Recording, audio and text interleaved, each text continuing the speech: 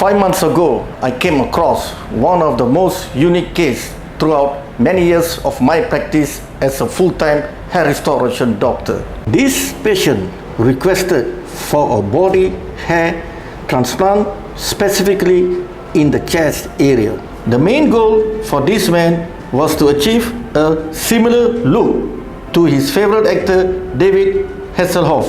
It is important to understand the complexity of a chest hair.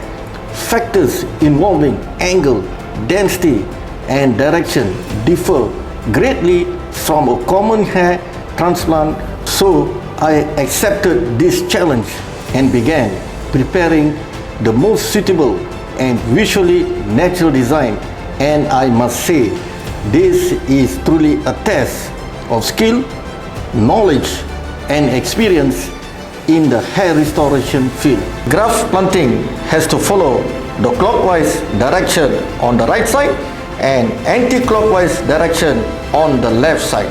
We can also observe how the density of the hair increases towards the center as the hair begins to converge right towards the center, then downwards to the abdomen. I began with the extraction of graft containing single hair and of equivalent caliber from his donor area. I began planting in these areas based on proper surgical planning and surgical organization of the grafts.